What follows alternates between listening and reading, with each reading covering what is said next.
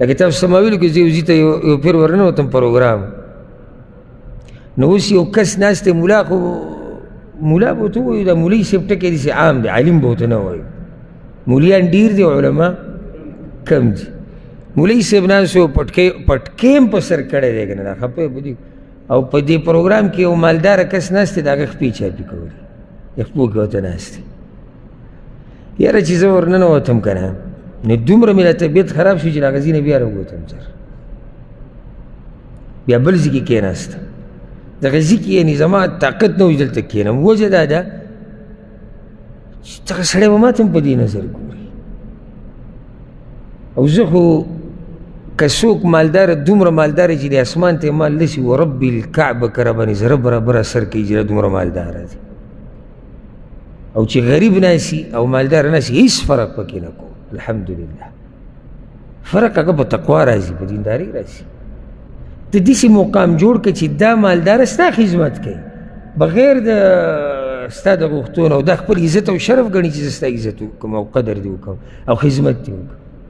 نو ما اوس ده ته بس نو بیا هغوی جاهل یو خو هوښیار دی هوښیار پوه شي چې یاره په هره طبقه کې داسې کمزوري خلک شتي دا اوس هغه عالم دی لکه د کم عالم باس چې الله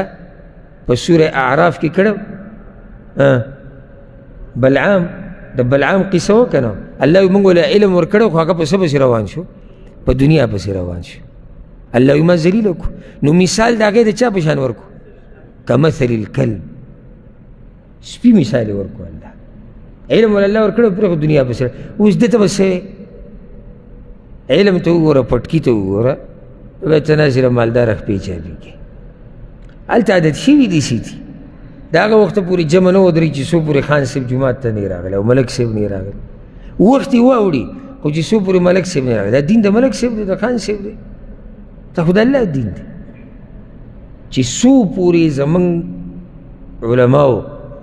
دا سوچ نه و ساتلی که نه نو هغه وخته پورې دا علما په دې معاشره اثر نشي کولی ځکه چې د ده په خپله په معاشره کې قدر او قیمت